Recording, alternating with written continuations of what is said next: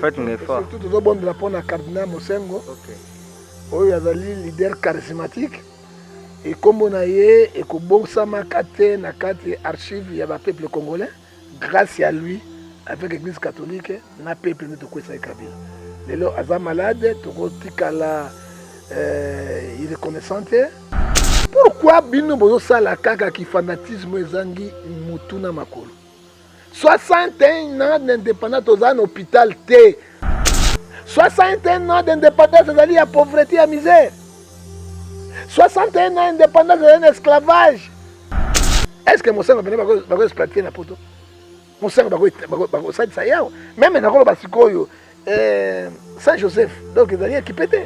Hein? Na bingalie mais équipé te. Hein? Maman et moi équipé te. Kuna woloba te. Hein? Clinique nécessaire est équipé te. Mais bela ba professeur ba médecine bazaro na bango zani. Ça dit quoi? Nous sommes les aventuriers. Le pays est dans les Moboléa. Un pays de Moboléa, un pays de Mopotou. Hein? Un pays de Gondwana. Un pays de Gondwana. Hein? On n'a pas des hôpitaux. On a des facilités. Même avion, il y a même avion, il faut pas s'asseoir. Tinda. Bien bon négligé Cardinal Mosengo. Boye ba été à Bongo Cardinal, il est plus radical que Mosengo. Ambongo. Ambongo. Il fut archevêque à Mandaka Bikoro dans ma province. Nous connaissons Ambongo. Ambongo plus radical que le Mosengo. C'est que le Mosengo c'est pas politicien. Ah Mosengo c'est pas politicien. Parce que gestion na bango mabe. Papa ngefa lo sako. Ah, na salaire ko na botama congolais. Wana usaka na Nzambe mutatinga. Na salaire parce que non moi na zata bochwa ya na Brésil, na kata Zamba, ke na za congolais na mona ka bona sufraka. Oyebi mboka ya Congo, Kabila tiki biso na maloba ebele misala muke. Na kotonga erogar batonga biso. Mécanisme nini carton à 45 $. Et comme $10 na mécanisme nini tout nanano économiste ba pesa. $5. Merci beaucoup. Na ndenge nini. Carte ya Thomson siko ekomi na $85. Donc comme ça on a $15 ndenge. Est-ce que oyebi na Beni Museveni asali nzela moko bétonné ya munene Beni ti na Uganda na frère na ye et biso bagubaki ko inaugurer ron nango zali. Mboka lokola Rwanda azali même na coton comme premier exportateur à coton na monde. Ça dit quoi? Les pays mal gérés, et pas dirigés. Biloko tout pas na biso yo toujours nango. Biso mo batanga za comme na biso. Président Kabila ko wana pa ko tanga deuxième mandat ko zoate. Suivez Amadia TV. Amadia TV est une chaîne d'actualité générale. Vous aurez sur Amadia TV politique, économie, société, philanthropie, culture. Soyez branchés, c'est une chaîne de haut niveau pour vous informer de la manière très respectueuse et en suivant des normes journalistiques. Abonnez-vous massivement sur votre chaîne YouTube Amadia TV. Le plaisir de vous savoir nombreux, vous qui nous suivez partout en ce net moment. Lelo, tout ça n'est pas boza penza ebele binonyo sobozui libaku malamu ya kolanda masolo ya politique lelo na chaîne Nabiso tozo beta masolo ka ya politique ndenge ezalaka mais mingi nanganga Nzambe John Ngefa prophète du peuple. Oh toza lelo na privilège ya koyamba ye epa na biso kandi babaki tozo kola lokola ndenge lungwa donc malembe tozo kende kaka titre kokoma place wana objectif ezaka bino bopesa biso confiance bo s'abonner massivement et kosala biso bien pour toza na posa na bino. Prophète John Ngefa mbote na yo. Mbote ndeko Steve Nzambe apambola yo lokumu ezo ngepa ya Nzambe. Tokosala losambo. Mais tokobana la prière parce que nous sommes les chrétiens, nous ne sommes pas les musulmans. Seigneur totiki émission na boko na yo Nzambe yo nde mosimite mwana bato tata na lola lokumu masando lezo ngepa na yo totiki Congo démocratique na boko na yo pe totiki bato ya Kivu surtout ba diaspora ba lesaka biso ba kundaka biso ba futa biso bandako loboko na ko Nzambe sala kati na bango yawe banana biso pour sukisa na biso na kombo na tata pe na mwana na molimo santo amen. Amen. Prophète Ngefa surtout tozobondela mpona cardinal Mosengo. OK.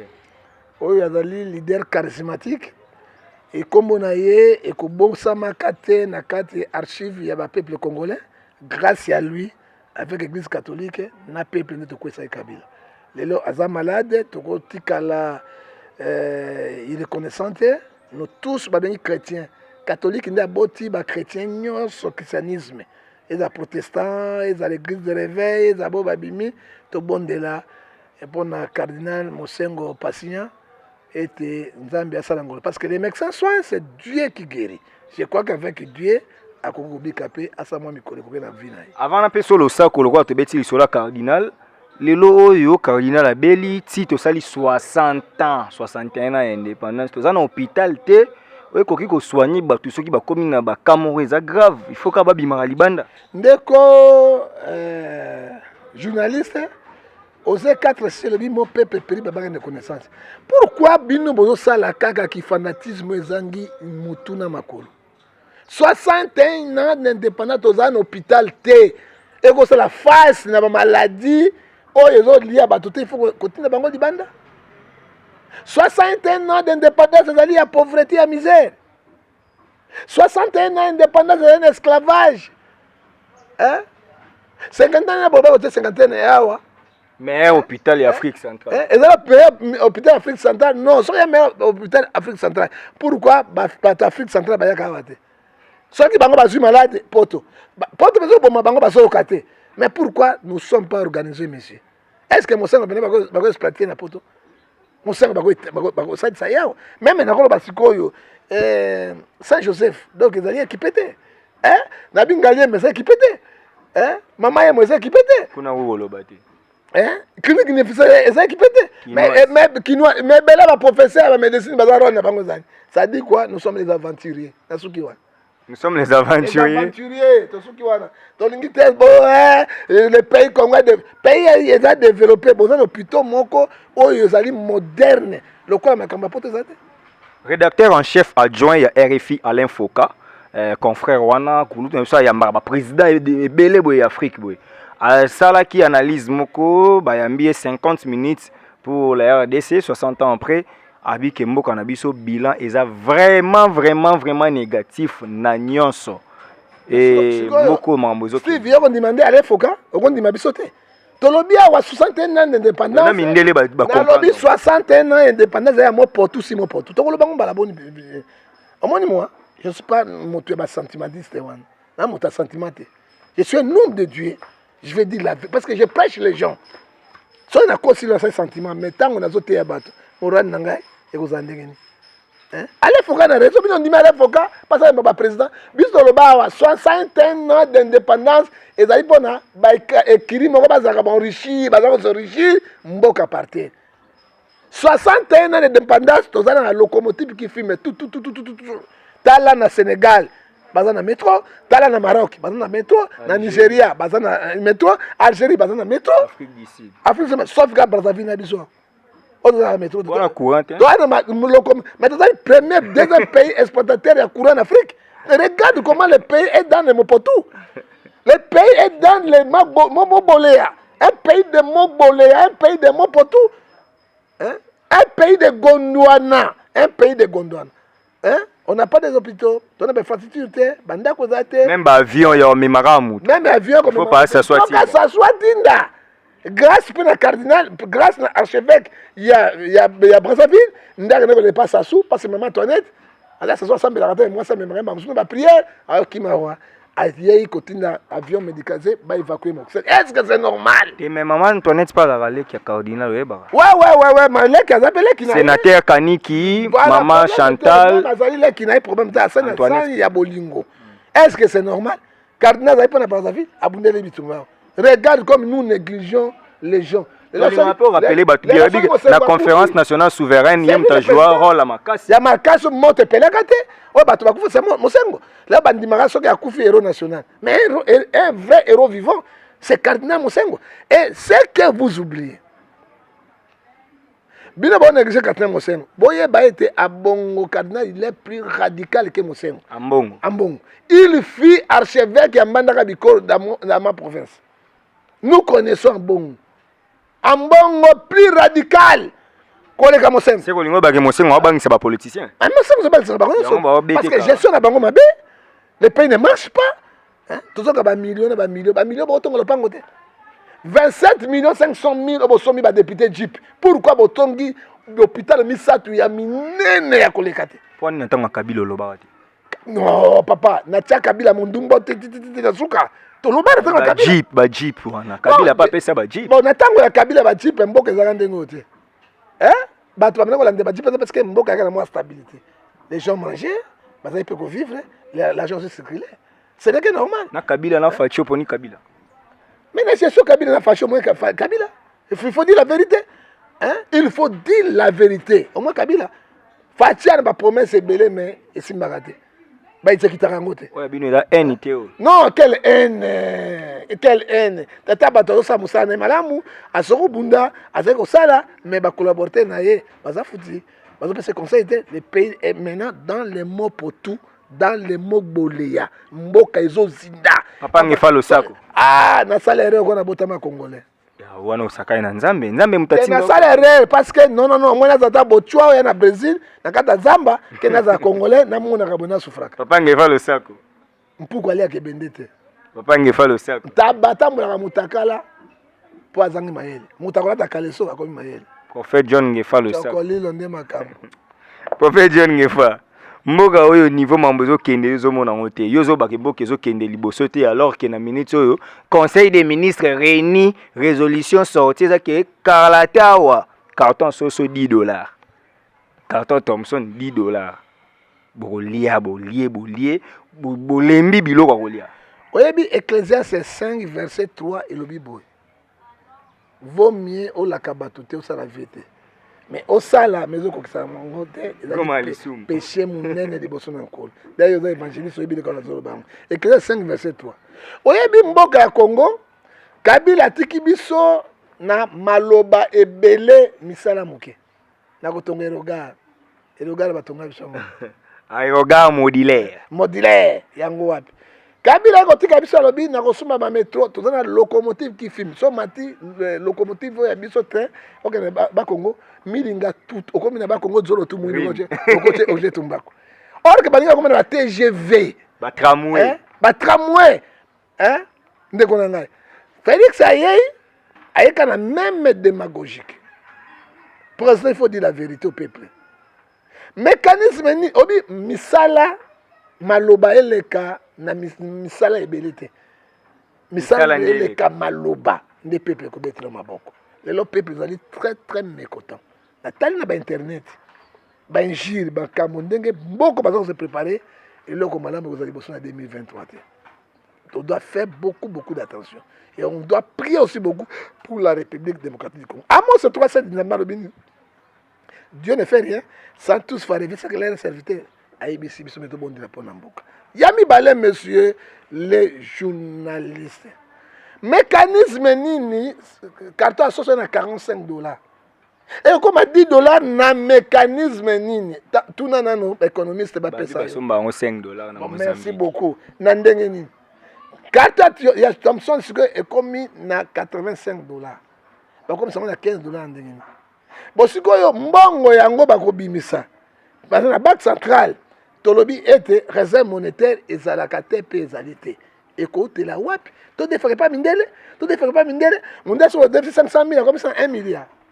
1 milliard, 1 milliard 500 000. Président okende kwa koya kuna akuti banyongo wana. So bani ko futi baluka ni makam. Alors richesse so bisu tozana yango c'est to defere monge pas mindele. Les pays mal gérés. Le pays est mal géré, c'est la population qui souffre. Les autres denzo ko bazo bunda. Peuple se souffre non. Dans quel mécanisme? Oui, nous ne refusons pas. Ce 400 c'est comme $10, bravo Fatih Béton.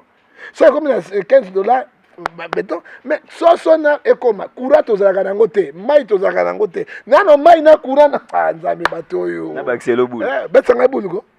Tozana ba fufu awa ezopola awa na babandundu na bakasai babongisaka nzela nzela monsieur babongisaka banzele babongisa ezopola solo na ba Congo awa na bandundu Équateur partout il n'y a pas de route suka na mbandaka suka na mbandaka il n'y a pas de bateau quoi siko bandi ba bidiologie o liebo luka mboka mopotu o mboka gondwana o liebo luka na Namibie hein bosomba biloko wana mais bobongisa banzela botie babateau de pêche bobimisa bambisi na mbandaka bafufu ezopole ya na Congo courant courant ezalaka te mai ezalaka te makalunga basala video mo alobi ate ye nango tochango na morgue mpo courant ezalaka te mais courant ezalaka te bakotiango na morgue ezali mawa mingi soki oye bakotia yango ezali mawa mingi Steve parce que tobunda mpo na mboka na biso yango force maloba eleki ya lisasi ndenge koloba epuis ebembe ekufaka ebanga lisasi te parce ekufa nango kala ozomona bakongoli fa fungula miso bolongolaki fanatisme tozokende na 20e siècle wapi tozokende nango wapi bamboka nyonso eza kodévelopper et notre pays que nous faisons notre pays eza na l'or diamant cobalt mai forêt nyonso toza nango réserve monétaire mondiale ya minéral eza na mboka na biso mais le pays le plus pauvre du monde yango wana faci ya boule bien kosangana na Kagame basala contrat ya deux gouvernements RDC na Rwanda mpona traitement ya or biso tozoproduire biso tozobimisa yango or brut bango baproduire mpo baza na entreprise ya kobongisa est-ce que eza normal faci akosala entreprise yango te Mobutu asalaki izini ive kwa ona kinga sana awa na kinga bo ive ko tomonte bacamion monsieur toza kovote bacamion wa Mobutu azonga pourquoi izini wana ya minere me baindividu bakosala yango barete bazalaka na yango pourquoi kaka epai ya Kagame oyo azali tuer na repede bongo abi aboma mutu te nabi tozali na faiblesse papa il faut tondima yango un grand Congo il faut izini ya minere tokotia na Rwanda benemi na biso okomi 16 millions mpo na Kagame aza na pouvoir le président doit démissionner. C'est un bon voisinage. Non, bon voisinage. Tu as éternel voisin qui est sur Roya. Tu as voisin. Na boyaka ba fanatisme inutile. Tozo sunga peuple. Et là ozo ba diaspora ko inayo. Ke bato gouvernement balobi yango tiyo kiki. Babi ke baza ba voisin na biso boko boya na bango te. Est-ce que yebi na Beni Museveni asali nzela moko bétonné ya munene Beni ti na Uganda na frère na ye et biso bagubaki ko inaugurer Rwanda nango ezali ba or na biso comment mboka lokola Uganda azali exportateur ya l'or takomi premier exportateur l'or mboka lokola Rwanda azali même na coton takomi premier exportateur ya coton na monde ça dit quoi les pays mal gérés et pas dirigés biloko zote pa na biso yo tozote nango biso mo batanga ta komo na biso te biso na forêt moneko le Brazzaville premier exportateur ya ba so balongola ba ivoire te na Brazza na diamant Brazza na diamant belé ezo uta koto na biso mpoka so katsa na Brazza ko teka yango et maintenant qu'est-ce qu'on pourrait dire monsieur tozo ba pygmée na kati Afrique tozo kati na bato bilanga mais bato futa biso ba to ba benesa bilanga wana organisons-nous président Tika Biloko wana pour que deuxième mandat kozwa te atika mtalobi ala kisi bien qu'il a droit de faire deuxième mandat pour na vision pour na mboka oyo mais conseil PC mandat moko bako bakisa mususu deux mandats sika oye ba le peuple motakataka ba pesa ka moto mandat soki makambo ezotambola na minute oyo ndo mona na ba politicien na terrain na ko gagner Félix na élection bango tout bango nyonso ba gagner Félix na élection na moki na moki akozwako bakozwa parce que nini to crois que Tshisekedi akomi akomisa mboko Eldorado bapasi na biso nyonso Rwanda akei na ba gouvernement ba Rwanda bakei mwana mboka ye or que c'est au contraire je te dis je jure devant Dieu la population souffre lokola mwana mboka na tête à république te maintenant bato batali batiki non Kabila le père ayaka kote Mobutu akamati biloko mais Kabila atikaki 3 milliards 700 000 dollars na réserve monétaire Mobutu n'a rien laissé bapiaki tout zéro Kabila ye le père asai bilanga na ba Congo donc 3 milliards $200 service national mbongo ngazwaki wa akutaki na réserve moko diamant na or te masangu kake masangu na bapondu papa abandi kofuta bato. C'est ça le problème. Mais il y a kuti nyonso na ndambo ya mbongo na caisse na réserve centrale. Maintenant, tout ça Sibiri. Mais c'est Sibiri. Ça dit quoi? Boninga Congo ezate. Mais lelo yo kasi omoni fachi yango kaka pona ko éviter pe mamba ko yiba bambongo lelo banque centrale bo bande ko lo bebele bato bandolo ba ke mbongo na biso za mabe bazwi kasi mutazana expérience asala na FMI.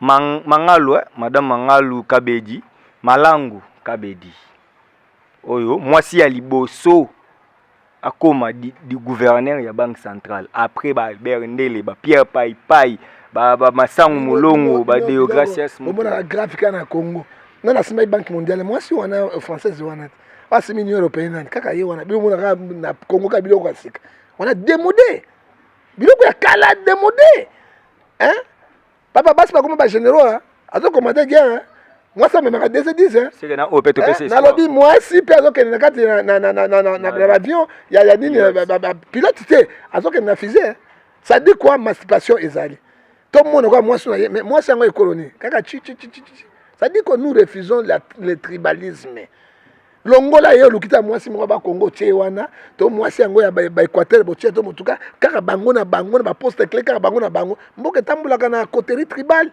c'est ça le problème nous ne refusons pas oya longwa ki la gouvernance banque centrale za Guinée azali muluba non te yayi mutakatanga gracias mutombo azali côté muluba la katanga papa hein osoko oya ye muluba siko soko mettre justice nyonso ba banani ba continuer sur la justice constitutionnelle bango na bango chika cha siko mboka tama ba chika on a papa cour constitutionnel muluba kaka kuko so bango TGI cour d'appel bango na bango batonda mi plein na ministre de justice ministre de justice bango ministre de finance bango totanga sute siko doke na mboka ndenge hein siko tu dois observer le président de l'Assemblée nationale aza mutabandundu ya Sénat aza muswahili azali mutabandundu Sénat muswahili wana problème était na ba institution simbi clé hein hein combien de conseils à Balouba dans la carte de présence dans le but notre na citation ya tribalisme nous disons la vérité constat na la sali la vérité yango na basai belé na ba poste yos hein président ce n'est pas le moment où c'est un deuxième mandat tika peuple ya bengayo Saoul akay guerre au maki 1000 mais David 10 000 ceux qui bazoya na kuna ba mbane David abomi 10 000 David azoya pour libérer Congo. Et créer là mort Saoul Kanda. Mais créer Saoul Kanda quand il faut éliminer David. Akudi ni akpololi, akopololo. Ah Bible Bible est bien. Bible est la politique. Bible est la politique et à ça mon père a parlé de sagesse, père na coterie mon refait. Ma mère maman ba yemba. Saoul a frappé 1000. David a frappé 10 000. Saoul a fâché. A fâché qu'il faut éliminer ce David. Mais côté moi nyomiti côté moi ya mondungo pe boye allez David akati robe na mondungo mboke na mondungo David arrive bien jour moi avec nga barré ah bon ça dit monsieur Bible a tout tranché hein la voix du peuple c'est la voix de Dieu n'a pas sa version mingi Proverbe 14 28 si les peuples sont dans la joie c'est la gloire du roi. Okay. Si les peuples sont dans la ruine, c'est le malheur du roi. Les peuples sont dans la ruine. Mais Bibango c'est pénal. Mais si vous avez une élection, qui va vous voter? La population de Wanat. Il y a un Fatih Beto. Kabila Chunarambo, peuple moellon. Peuple de coach. Hein? Bango de Balakata Terre. Mais Basali quand même, et là, moi bien à Kinga Katiwana pour la natation. Inaugura qui a un ministre, il y a tourisme, un ministre environnement. Na ferme espoir. Bah déjà francophonie monsieur César. C'est bon, ferme espoir. On a bateau ba kende. Pona ferme espoir wana. OK, tour. Nganda za kuna. Ngandela ba tete na ko makuna te. Omoni kwa tete na avion mo evanda wana. Azali bunana azali wana kati. Bangando. Na ba lion. Bana kati papa. Ndenge ba kolia nga so motro. Elongino sali bon. Ah, ba yebi te papa. Tozali baktere ko kwesa kabila ti. On était les acteurs quoi c'est Kabila là mosango moi pour toi et Gauthier Bell ya mauti Angleterre abi to ke beta tour kuna Gauthier Bell amona ba yaka ba mela maka bomba maka mona ba Gauthier Bell otanga Gauthier Bell amona mbele nzembo pa Luciano ba mbele ba Luciano ba ju ba chance na ba Gauthier Bell amona mais Gauthier Bell amona kate mais ngai nde mutacha Gauthier Bell le roi d'Angleterre c'est moi Gauthier Bell otobi Cheke livre sterling sakana ngodi Gauthier Bell na ben ndeke luka po ya ngwana ba mbeteng ba na bi ba Lusana ba sa biloko wana ba Lusana ba sa biloko wana mais Gauthier Bell ya sui abombani ça dit quoi muta gotika la mutu tika to kumisa Yesu Masiya tika to kumisa Yesu Masiya prophète John Ngefaza la ni muta clair ya le roi d'Angleterre solo là et puis assemblée là dans l'église de Kwei tosenga contribution Steve bakotia maboko pourquoi bongo edeka bato ya babola mbongo ebele bagoti ebele wana bato ya mbongo ebele ataka $1000 bambongo bango ya kisi bambongo ebele bato ya mbongo mabe bambongo ya bakisi papa ya tikanga tovana papa bomele moto tikanga tovana kanga ozomona parce que bambongo ya bakisi ti bambongo ya normal mais na tonga mama na église wana balaka vient de terre teko ya izana matadi bekanga na avient de terre tiko tuma ngamda ngalo bana ngaya puissance lobeleke tula mwisi vimba confinement kozwa pe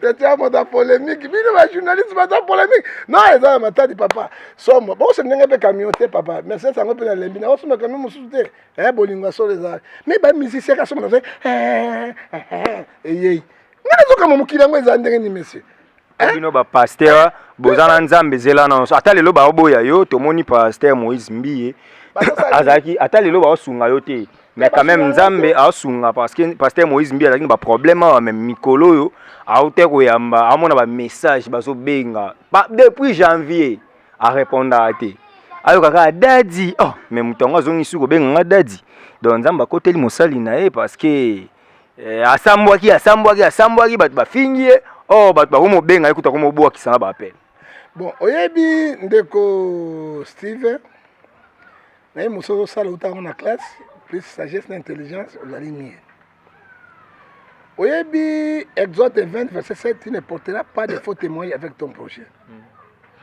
makambo ezoleka sikoyo Eliane contre Mbiye tozali kuna te totala Congo ndenge évolué na passe na minyoko tout le monde a distraction Moïse Mbiye abimi il parvient à dire que Eliane Bafeno a sengai pardon à cause de makambo et comme il n'a pas de Eliane Bafeno parce qu'il y a un technicien qui m'appelait viens qui biloko yo abi mwana nini Eliane Bafeno abi fumangani nyoso mbi abete de ko fele akosa fumangani c'est vrai babani ba décision abi petit na yo kika na monité et il y a quelques jours Eliane abimi oye bien papa Luc 12:3 oye bomba me mapolé liboso na nkolo abimi albi moi je n'ai jamais kosenga mbi et pardon ata mokolo moko te oye bi internet na makambo ebele nataki lobi kuna bengi remia bongsa mutu abi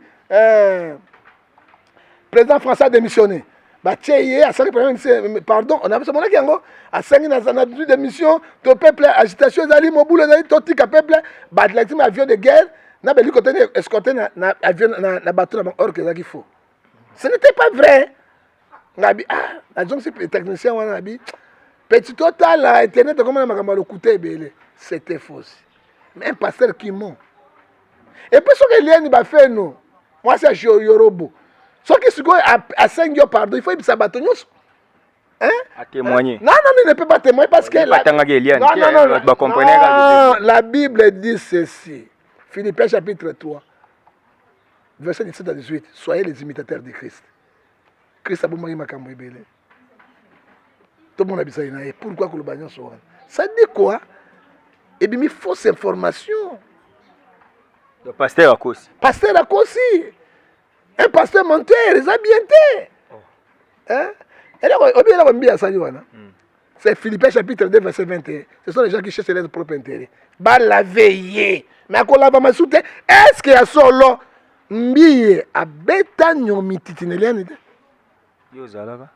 Mbiye a beta njobineliane? Mbiye a beta makembesete? Pemba la morote? Mbiye a beta makikite? Na moni Eliane azo sukula moi je l'ai vu de sukula ma belle poli rataki ma belle poli na kalso mo noir asa mbia bi yango mela yango asa yango moi je l'ai vu est-ce que lokuta mbia lala azotala ngoza lokuta papa totika makambo eleki to sipa to bomba HG eza bien te ezali ko édifier bana na nzambe ata eloko te ils ont défié bana nzambe et le pays na nimbe ya telema défendre mboka na ye quel est Eliane a sangé pardon Eliane a sangé Eliane Nambi va sauver des âmes. C'est Galates 5 verset 19 Bangonyoso ils ne rentrent pas dans le royaume des cieux. Parce que pasteur peut ba okeli felo. Oui, ebele ba okeli felo ba bon section ba talokuta ba kota Galates 5 verset 19. oyo alobi oyo atike célibataire oyo abali yorobo oyo na yorobo bosaka na ba yorobo na ba kompi yango mbanda ya mbie nde yorobo Yorobo swag yoka kombo swag ayembeli fachi beto mikolo non moni on te mais c'est tout la distraction oyo totaka makambo mbie oyo na ba iliani oyo totala makambo ya République démocratique du Congo tozokende wapi pe tokosuka wapi. Okay. C'est ça que le souka. Voilà, l'ilobane à souka par rapport à dossier wana yangwana, c'est qu'il faut rappeler que pasteur Moïse Abagi moi Simon va s'engager pardon, Eliane pas bagnon ça va kenda à côté Eliane. Mais c'était Eliane. Mais Eliane a lobby à cause ça baja na kuta. Mais kate parce que ayebi ndenge ni. Ayebi, ake a lobby vraiment. Mbi ya beta makembe sanenga ya zoba ya makasi tout a détruire ba nini nyonso a panza yango. Ba rien. A panza ba rien na miso pitu ko ne bima na libumuti. C'est quoi Eliane c'est quoi que na kan Eliane ko liambié bout. Est-ce que yebi ke ba kate Eliane ba trompe? Wana kita matana. Na tuni yo na no nabi nabi yo ka yo ba ya kutini. Oyebi ke Eliane ba kate ba trompe Eliane ko bota te. Mais oui, Eliane na kanda wana mutu na famille na ye. Yo zo be information. Yango ba sanga kimbi $100,000. Il y a deux matchs d'intérêt. Yango moni pena obi na mbi penza bo Eliane bo atra mbi. Eliane ko kata mbi libele. Asue na songa libele abimisi libele na. OK? Parce que Eliane na méchant ya mabelo biloko si la botika ngoti là, on n'a pas besoin de ça monsieur. Eliane a sauvé ba âme. Eliane a sauvé ba âme. Eliane a sauvé la sauvé mabelo ne ba ba komel. Mabelo ne ba na ba bébé amela. Bibisu mi ba ba amela on pona. Que baba mon bala tira libele. Ouais Eliane comme ya m'envoûtement. Mbi est pas quoi l'envoûtement non mbi est pas tika biloko na, on n'a pas besoin de ça monsieur mbi. Donc ça besoin. Comment ba jaloux na pour église ezo kende munene, église eza liboso. Yoka makambo nzambe.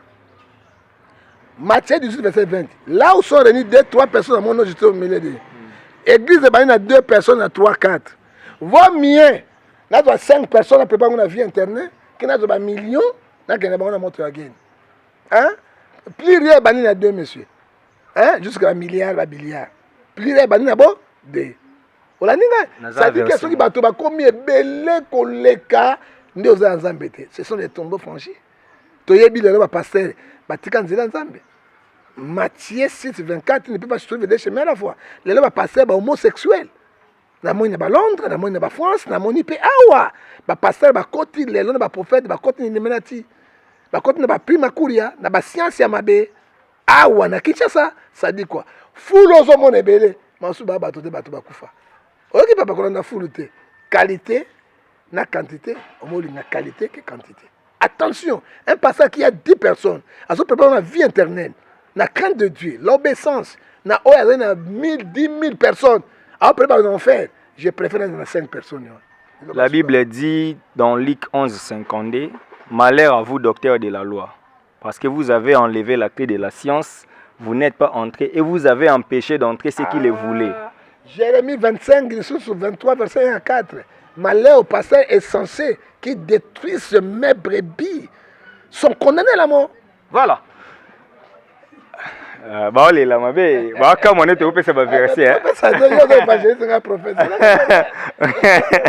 Ouais, c'est un serviteur de Dieu, c'est tout à fait normal, même s'il parle politique, mais il faut référence na les arabes bibliques.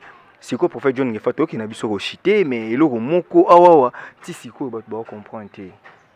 Les lo oyoyo na mboka na biso Congo démocratique.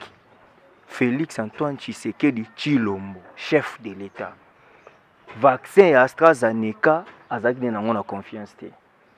Aboyaki na kozwa ngopo amonaki 4 Rwandais bazui vaccin même bakufi na COVID-19.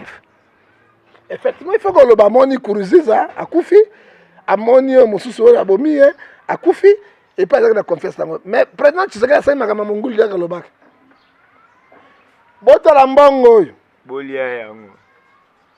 Botala ngio kuna, bolia yango te. Osomona donc alors péché, il faut la politique. Oui, Tshisekedi a dit politique à mongulu ya.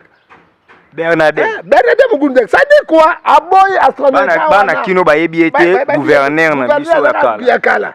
Akamadi stratégie wana politique mon continue à être la politique to vani to solo bi prophète yo ba benga ko mingi so ba proposer loko moko to linga ko mingi ba lobaka non te atoko boyo bi oui so ko mina ndako boya yango soki olobi non okokoma te soki okomi premier jour deuxième jour fo balia yo abi oyoki oui eloko tshisekedi asali wana tshisekedi abangi mindele 147 millions de dollars epa moyembe awo na gouvernement congolais Étienne Longomba basambisi était parce que c'est lui qui a bouffé tout l'argent avec moyembe bazwaki vaccin au Facha boy ozomona Facha la strade mais papa nalobi na vaccin oyo un virologue prix Nobel de la paix azali un français asali betide alobi boy bato nyonso bazwi vaccin nyonso to AstraZeneca tonini tous vont mourir il n'y a pas les médicaments traitement ezate alobi yango clair les images sont là alobi na sali étude biso ne biloko abi comment fait-il possible batobolo tonga boy relation ezali na ebende na mosuni ezate mais bazwi téléphone batie ekangami babe eza image ya lukuta bato balobi moi j'ai vu un pasteur na Belgique abengi mwana na ye abi yo ozali médecin ozali awa batobolaki otonga mama batobolaki tonga yaka na mama wana azwa téléphone abaki pa ekangami mais est-ce que comme po bima il faut za na nini ya vaccin wana papa ngape na kobima te atika na Congo na su Dubai te nini mikurta pande ezali awa na mesa na kende wapi là Tanzania non kende te ça dit quoi ils vont tous mourir pe alobi traitement ezate yango moni Félix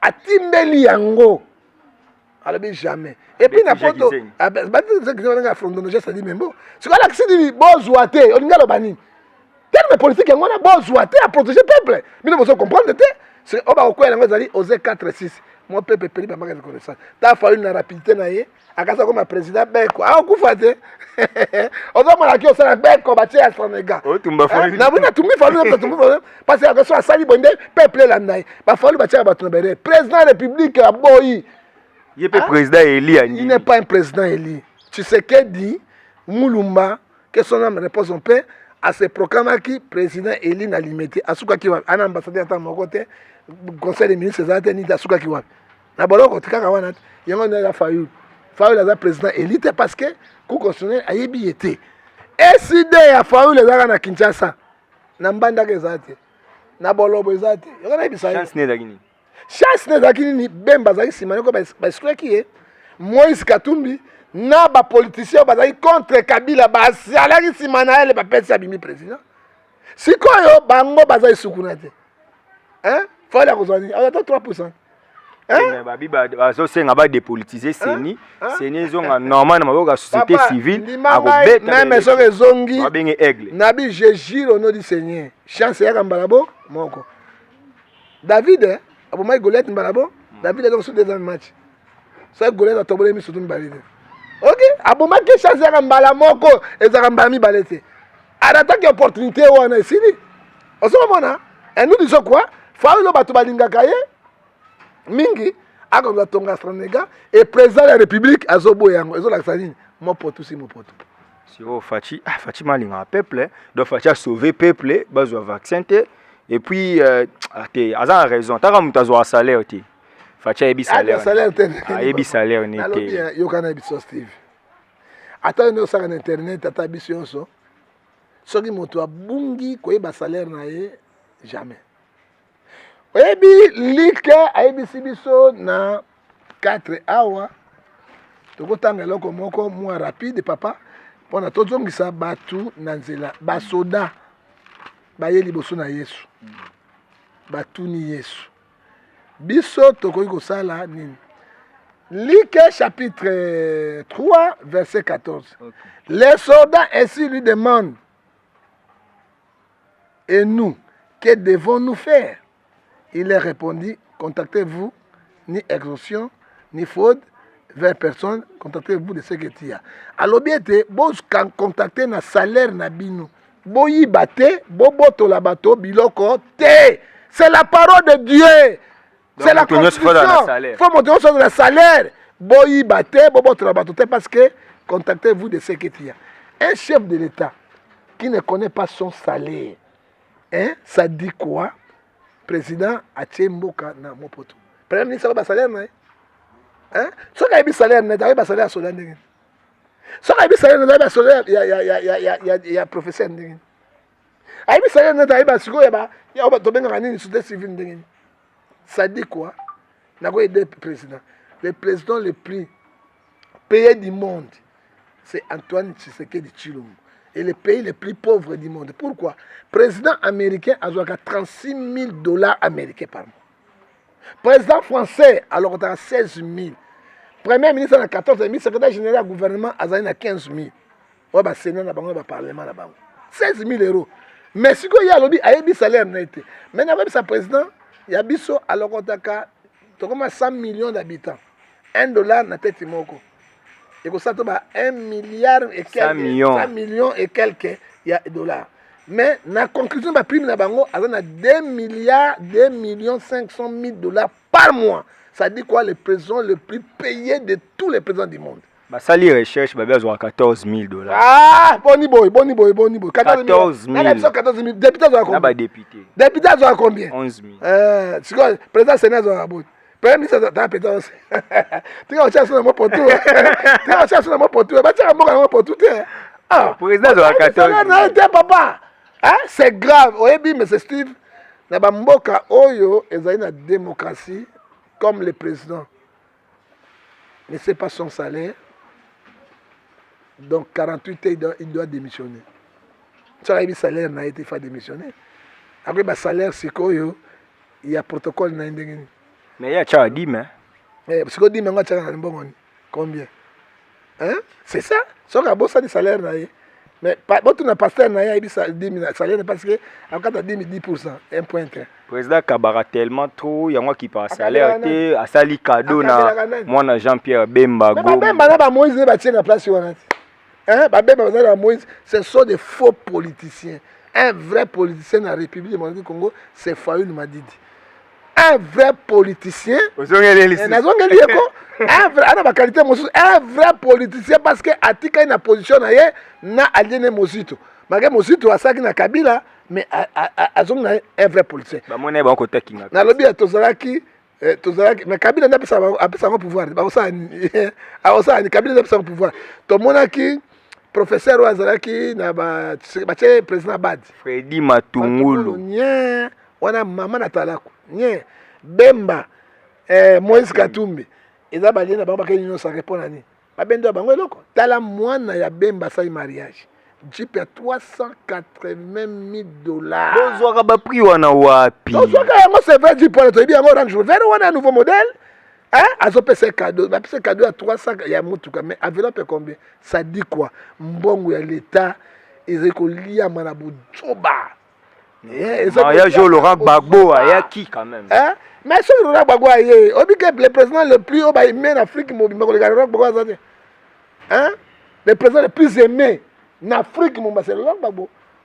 Aujourd'hui, on a tout dit à tout ça peuple, peuple de ça bango et vous avez ça cadeau de masse na bino et peuple dans la souffrance. Même Nzambe a conseillé dans la côté. Même nzamba ko sepana on te to na suka ya émission na biso ya lelo bongi kaka toyeba ke prophète John Ngefa seni wana il faut ba dépolitiser yango batika nanu 5 ya pouvoir 5 ya opposition 5 ya société civile faut le lobby faut seni ezala kaka na basali ya nzambe to bato société civile ba politicien batika faula la osa eloko ni faula za nani papa ba yo ka faula yo ça na politique yo makilo faula ba yo ka botika osa le peuple n'a retiré la pression, non Fayoul. Pour Fayoul, il va y avoir le peuple a bongama pour peuple n'a bongama pour bloquer Bango. Et ils ont bloqué les cours constitutionnels indimi. Indimi. Loi ya sika. Mais on dit mais cours constitutionnel batouane. Cours constitutionnel batouane bata pouvoir. On dit mais c'est Kalouba di boa mta pouvoir. Nalobi Bango nyonso bakondima yango.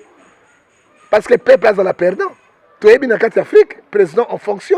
Il y a Simba Seni, il y a Simba cour constitutionnel, il y a Simba armée, il y a Simba Makamoyoso. Il y a un Afrique qui est développé.